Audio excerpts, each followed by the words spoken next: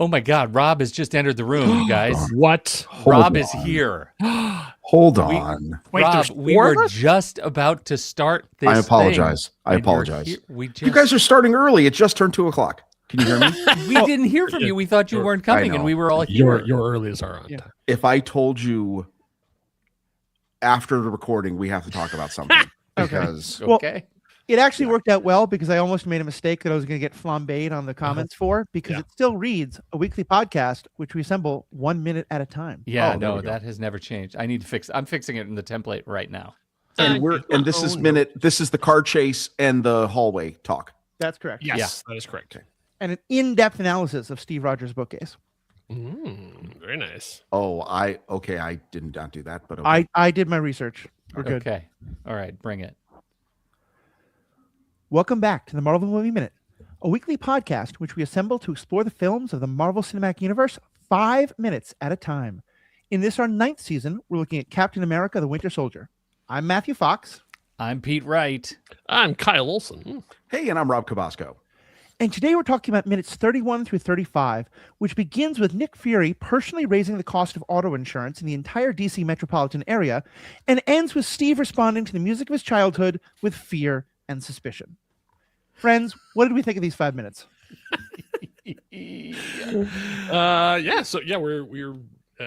and Rob, I know you've been out for a little bit, but we're in the midst of the car chase where the Hydra agents are pursuing Nick Fury through the streets of Seattle. Or, I'm sorry, Cleveland. Oh, I'm sorry, Washington. So in these minutes, I should say, my continuing fascination with what an homage this movie is to 90s films. This is literally an homage to the ambush scene in Clear and Present Danger from 1994. Oh, Okay. So, and honestly, it is unbelievable. That is, in case you haven't seen it, you all should.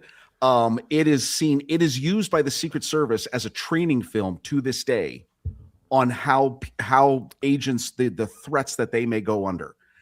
You can look this up. So Harrison Ford, if you haven't seen it, it is an incredibly high tense, almost film within a film, because it has tension setting up that something bad's going to happen.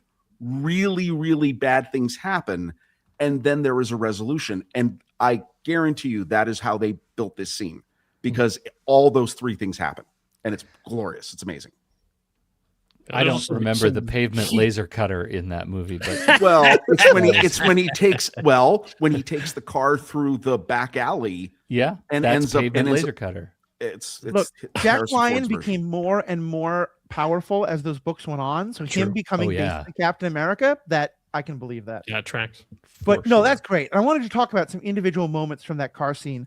First of all, when the AI in the car responds to his question of, is any systems working, the air conditioning is fully functional.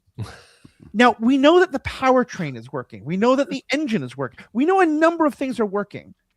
Because the car's still moving. Is that proof that this AI is a stark invention, and that it has some of the snarky sense of humor that stark inventions are known for? I don't know. It seemed like it was just like answering the question. It would answer the question that was asked. There's the below the line systems. The engine is you're moving, so you should know that's obvious. But in case you want air conditioner, you might not have known that that's working. That's an above the line system. Okay. I expected to see something happen with a jet of Freon used to free somebody, but well, it is DC, so that's probably pretty high on his list of priorities when he gets in the Marvel, car. Actually, tell me what's not working. DC. So here's a question for you, Rob. One thing I thought was really interesting about this is there's a number of as far as I can tell, vehicle POV shots where the shot is coming from a camera that looks like it's mounted at the front bumper of the car or even under it. Is that also an homage to either Clear and Present Danger or other? I've never seen that shot before.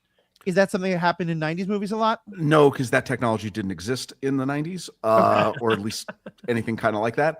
I found that interesting. What is that? Well, okay, so is that something he's seeing through an implant or through a contact lens, or what's the implication of that? The hologram? The heads up, the heads up display. Yeah, no, I thought it was basically there was some basic stuff that they were doing back then. Like there used to be, I think they would display sort of just LED number things on the screen. I know there was I I think Mercedes-Benz had some sort of like holographic display, but it was really just like projecting. It was just a mirror, and your alarm clock. Like the big version of that. So I think it really is projecting up from the dash. That was my... To be clear, though, I wasn't talking about that. I was talking about there are shots when we just see racing through the streets and we see cars going by, and it's from a very low angle. Oh, yeah, that's the French connection right there. That's exactly. Okay, that's the French connection. And that's the 70s. Yeah. Yeah.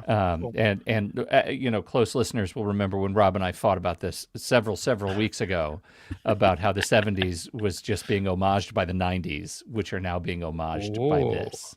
Yeah. Oh, what? I think your point has been made and verified. Hat on a hat. Yeah, but I think that there really are a lot of cameras literally mounted to the front of cars. And then the other thing is if you're watching behind the scenes, they're using, I'm not sure what they call it, but the truck that has the arm on it, so the cameraman can get really low as the vehicle and then keep pace with the rest of them, because none of this stuff is done by drones. Because that's the thing we see all the time now. Even I just watched a student film and it had a drone shot in it. It's like, wow, we've really come a long way. They did not start using drones in Marvel movies until Age of Ultron. That was the first time that they ever used them. So this is all done practically. So this is either like a camera that's attached to a vehicle or a cameraman on an arm, raised very, very close to the ground and going at full speed. Okay, well, I've dipped my toe into the very scary waters of cinematography. I'm going to pull us back now to my more comfortable world of plot. Where are the DC police? There's been heavy weapons fire, car crashes. We're going through some of the most populated and like affluently populated parts of the city. How has no one alerted the actual police that this is happening? Who says they haven't? I mean, there kind of a reputation that DC police are not the fastest to be on scene. Like maybe this is all very realistic. Yeah. And anybody else who sees them is like, oh, the cops are already here. So but they're Hydra. Yeah. Right. But the citizens don't know that, except when the guy starts shooting through the bus to try and get to Nick. Yeah. Right. Okay. I don't know. I'm giving too much grief to the DC police, but I was thinking more like it's Hydra. Like basically they're stopping. Right. It's probably like a blackout in this area so that the first responders are not getting the information. Okay. And also, this is happening very fast. Like this is, we've been talking about it for 5 minutes. Like this is still even movie cops don't respond that quick. Yeah. Okay, I can buy that, and clearly you're right. The DC police are not up to snuff. Their cars don't let them know that an intersection is coming up. A great gag, but it makes no sense whatsoever. They can see red lights, at least drive defensively or whatever the heck. Yeah. Death by Penske. Here's another question. So we're in the middle of the heart of DC, which is in the heart of one of the biggest metroplexes. Like it's basically solid metropolitan area from Richmond, Virginia up to Boston, extending 100 miles, inland. Cities and suburbs and nothing else. How the hell does Nick think he's going to get off the grid from here? I would have an answer to that. So for anybody who's been to DC layout was designed to be confounding. And if you're a person, and that goes all the way back to the Revolutionary War and the whole way the city was laid out, as long as you know how to get around, you can evade someone fairly quickly in DC because it is filled with nothing but circles and angular streets. And actually, I could totally see where he would think that he would be able to do that. And later in the movie, we do see the bolt hole that he has set up. Help me evade makes sense. I'm just saying the phrase "get me off the grid." Yeah. That to me implies get me into a rural area. Yeah, or at least away from cameras and people and cell phones. Well, what's funny is like he actually already knew how to get himself off the grid, and he does that. He goes down. Right. Because the Winter Soldier, who we'll meet later, is unable to jump in a hole, as we'll discuss. But okay, I'm bringing up some nits that I thought needed to be picked. Let's go back to overall stuff. What else about the car chase did you guys want to talk about? Well, I guess the end. I mean, as we come around, as he's like thinks he's in the clear. After there was a joke in the commentary that has become a fan meme that the Russo brothers say that the Punisher was driving the Penske truck. Yeah, I like that. I like Yeah, that. so it's like That's fan good. canon, like so that's Yeah. become a thing. But yeah, then as Nick comes around the corner, we see a shadowy shape, and cats the and Winter kittens, Soldier. we have a Winter Soldier. Oh my God! Finally. So Sebastian Stan as Bucky Barnes, born in Romania. Yeah, I did not become an American citizen until he was in his 20s. He shares a birthday with my mom. It's a good day. He told you that? Yeah. Do they talk?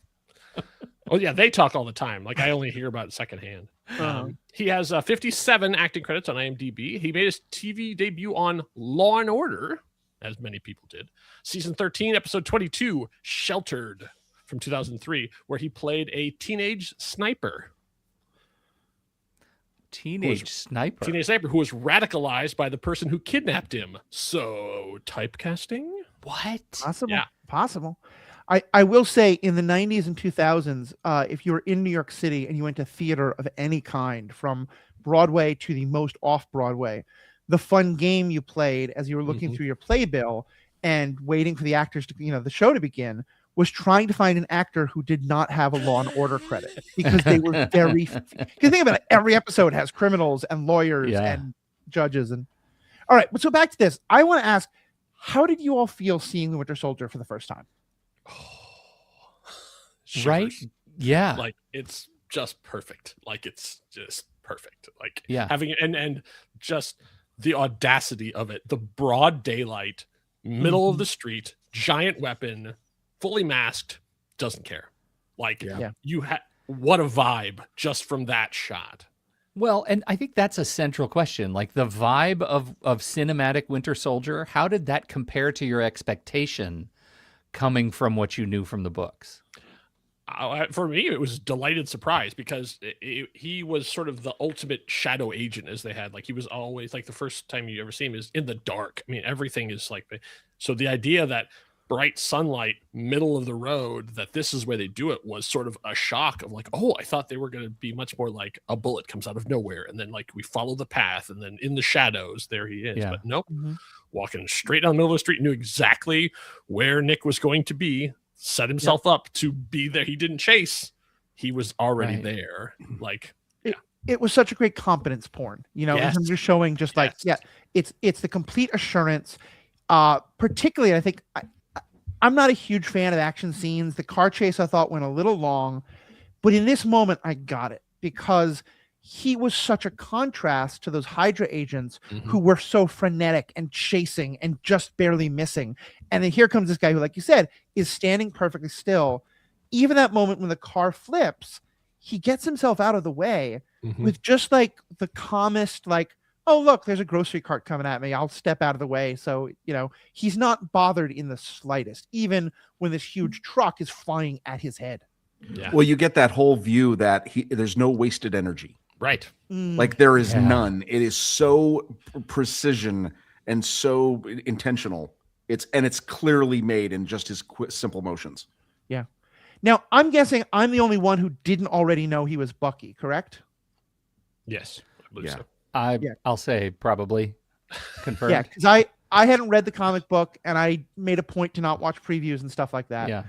And so it was pretty amazing to see this character, and I figured this was the Winter Soldier because they from we talked about it, but that's all I knew about him at this point. And I thought, well, yes, a lot of people went in having read the comic books, a lot of people didn't, and I thought the mask and all that, I definitely didn't think, oh yeah, that guy who was in half of the first movie who died pretty clearly, it must be him. Yeah. And often it's hard to do something like that, and I thought they did it because I had no idea this was Bucky until much later in the movie. That's what was going to be my next question. Do you remember how long it took you to realize it was Bucky? Like, you didn't see it through the mask? Like, oh my gosh, that's Bucky's forehead shape. No. Okay, fair I enough. don't think we had all studied Sebastian Stan as much as we have now. Yeah. I will also say I wasn't quite as much of an MCU head at that point. I don't think I'd started the podcast. I wasn't doing the thing I started doing later of, oh, a new Thor movie's coming out. I need to watch all the old Thor movies, like that kind of thing. So it had probably been years since I saw the first Captain America movie. Right.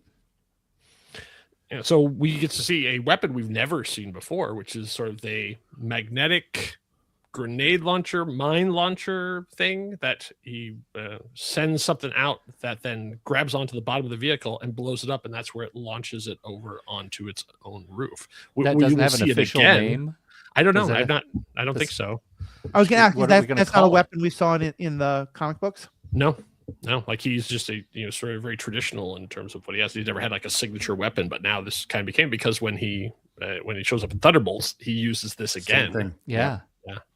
Nice. It should be the skipper. The skipper. Okay, I like it. That's what it doesn't have another name. I was going to close like Pog launcher, so I think skipper is probably better. Pog launcher.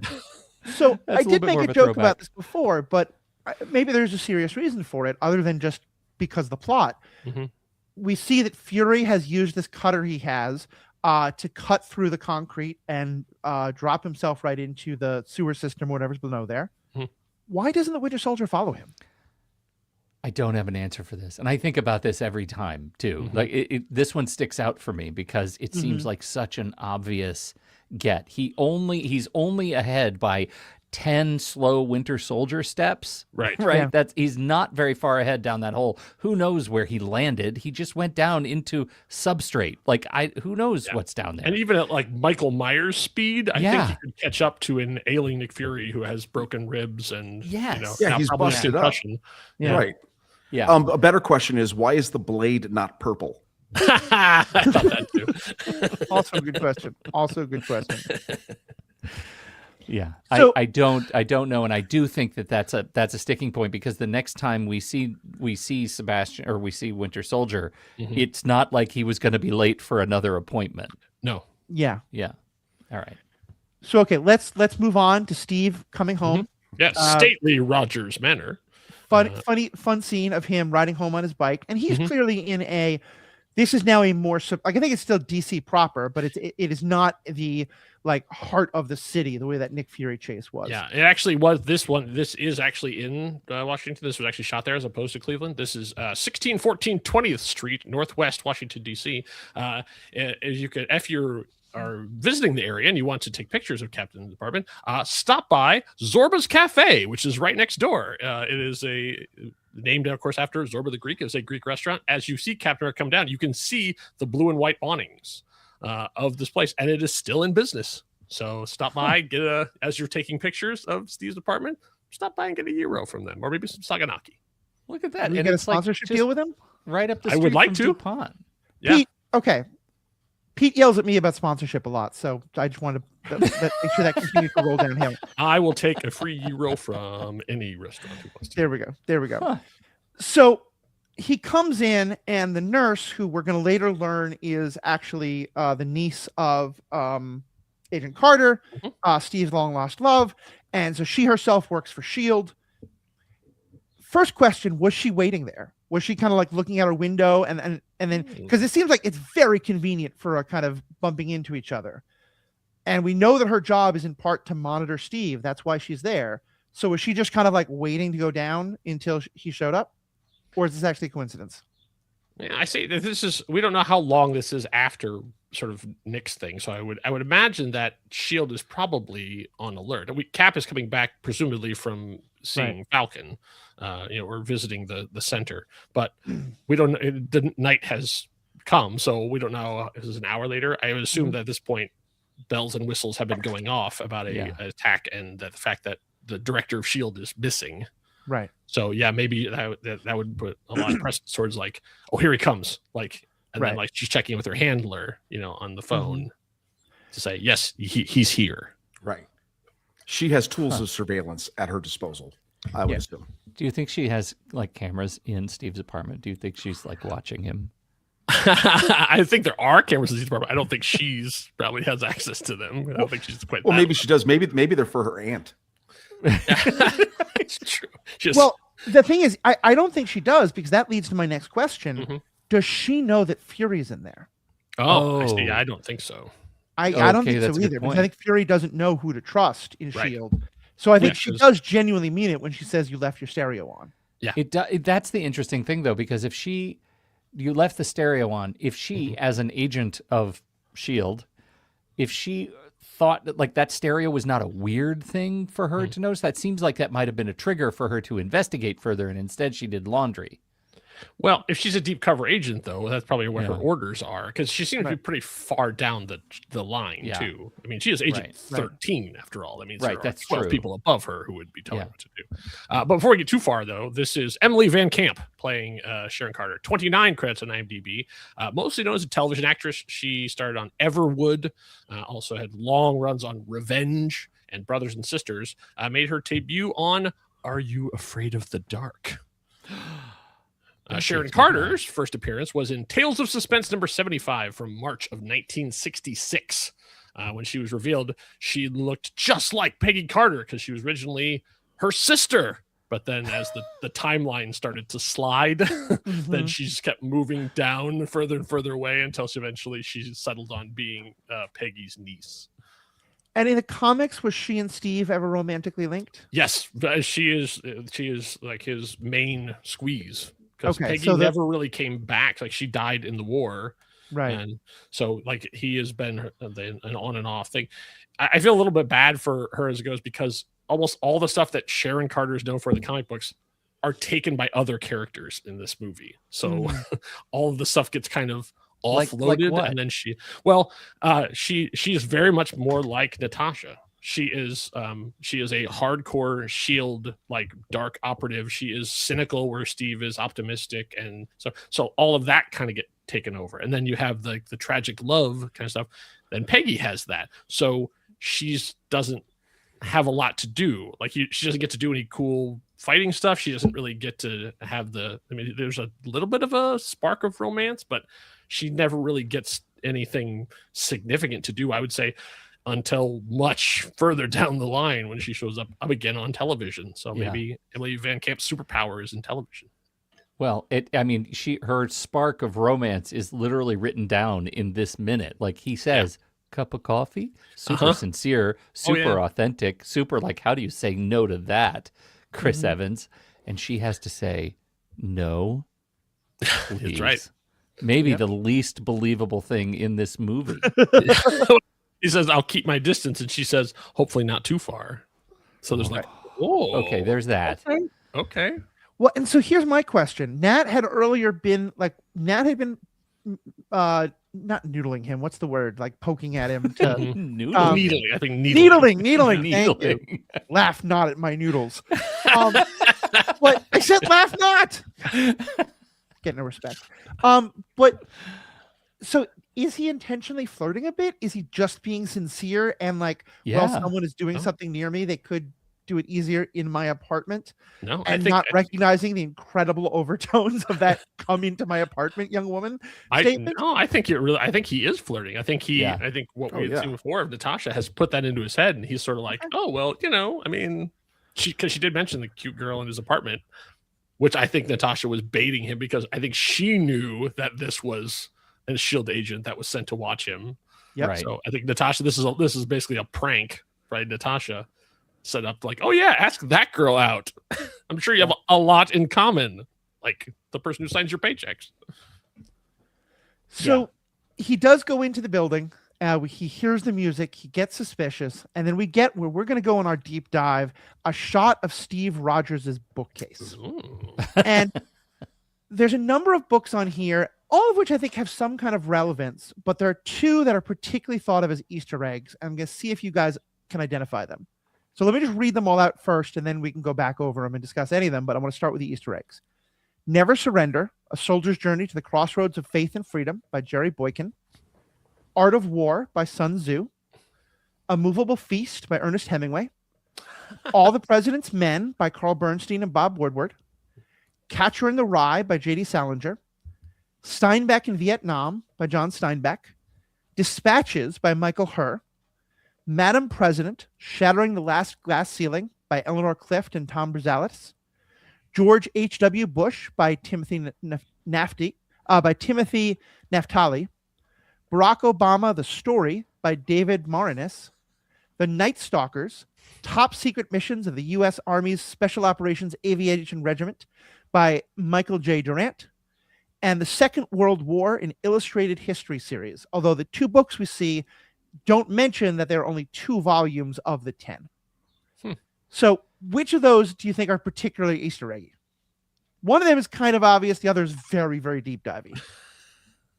I was trying to see if any of those were on Steve's list, and no, they're not. No, I don't think they are. Watergate was not on his list, but so All sure the President's Men feels that's what I was thinking. Easter egg because that's me. a movie about a political conspiracy starring Robert Redford. Redford, right. Yeah. The other one, I don't expect anyone to get. I certainly had no idea this until I researched it. J.D. Salinger, Catcher in the Rye. Really? In the movie Captain America 1990, Cap was played by that's Salinger, right. J.D. Salinger's son. Wow. Yeah. That's a deep cut. Right? Yeah. Doesn't he have a cameo in Captain America First Avenger? I believe he does. I think we talked about He's that. the one next to Captain America. I think.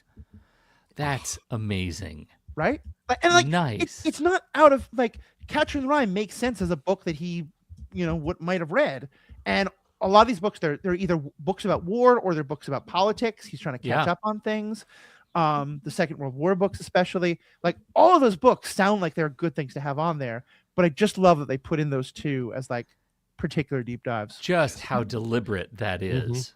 Yeah, right? Confirmed by the that's really internet, great. if you can trust it. That was him in the staying next to Stan Lee Yeah. at the end of the thing with her. Yep. Put the medals. And then we have him just kind of. Oh, let me back that up again. So, any other commentary on that book list, or shall we continue along with as he sneaks in? I rolled my eyes about Art of War, but but anyway, like as any boomer, he's got a ton of World War II books on his shelf. What a surprise! He really does. He really does. Although he's not a boomer, he's very much Greatest Generation. Oh, that's true. Right. Yeah. Right. Sliding scale. Like at one point he was, but now he isn't. And so at this point now, he is sneaking in. He's clearly in kind of combat mode, and that's where the minutes cut. Now, do you think this is an appropriate response? He knows nothing about what happened to Nick. He has no other reason to be suspicious. Is this an appropriate reaction to finding that your stereo is on? Yeah, when you're a SHIELD agent, I think he's learned paranoia from his compatriots. You guys, I have a bigger problem, and I'm surprised nobody else has entered this offense. Okay. Steve leaves his shield just in the leaning hallway up against the wall in the hallway. I had that note like too. Just some other debris. Yeah, not mounted. Doesn't have a holder for it. Clearly, people are coming in and out of his apartment hither and yon, willy and nilly, and there is his shield in the hallway. That is an egregious offense to vibranium and all things made with it, and he should show more respect. Yeah, I know he's I think I can Greatest defend Generation. I'm going to be the one defending the movie for once, or at least this movie. I mean, I've defended this movie a lot. Thor, not so much. To his knowledge, no one knows how to get into his apartment. Like, this is the first time someone's tried to get into his apartment. So him leaving it in his apartment probably feels fairly safe to him. Yeah, I think so. But or it's much hallway? more. Well, but maybe it's much more of just a utilitarian approach to it. Mm-hmm. Yeah, it's literally just like an umbrella to him. Yeah, where do you put your raincoat? Right. It's in the hallway, so you can grab it on your way out the door. Yeah. But we need to talk about the needle drop too, because that becomes extremely important. We hear it's been a long, long time. This is a big band, sir. Music by Julie Stein, lyrics by Sammy Kahn. This is performed by Harry James, his orchestra, vocal by Kitty Callan. This would have been a new song because it came out in 1945, which is the same year that Cap went into the ice in the MCU. So for him, this would be a contemporary song. Like, he was probably hearing it before, all of the things happened. So it's still new to him. Wow. You can tell he's just burning up those classics. Yeah. And obviously it was discovering. It was Nick that put it on, though. Yeah. Right. Do you think there's some sort of a coded message there? Or probably not, because he comes in like shields ablazing, thinking that there has been some sort of ingress.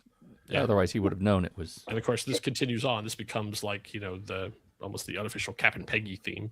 Yeah. Well, right. But this backs up to the question that I think we brushed over a little too quickly, which is I haven't had my house burgled, but I've watched a lot of, true crime type things and other stuff like that. And I've certainly read a lot about assassinations. And generally people who are either breaking into your apartment or setting up to attack you in your apartment don't turn on your stereo. Mm-hmm. I'm just saying, like, to me, that is someone's pulling a prank on me rather than someone's here to kill me kind of a move. Yeah. I can see that. But is Cap, from his worldview, prank ready? That's I fair. just to gauge whether or not he's the right target for a prank. Mm-hmm. And we know Fury has a twisted sense of humor. Yes. Like he might be wanting to get away with a shenanigan here and there. He might shenan. Yeah. He has shenaned. He will again. Yeah. All right. Anything else from these minutes we want to discuss? Good minutes. These are legendary minutes. I'm glad we were all here to meet Dirty Bucky in the middle of the street. This begins a whole new era of the movie. Yes. It's very exciting. All right. With that, I think we should wrap up. Let's each remember. With that, let's wrap up. Rob, where can people find you? In my office. When not in the bathroom. The intro. No, at Rob Cabasco. It's Rob Cabasco almost everywhere. It's all the same. Yes. Cool. Kyle. You can hear me on Craft and Chaos, our podcast about trying to make art while it feels like the world is on fire, and now feels like it's literally on fire. I like it. Mr. Pete, right. You can find me on the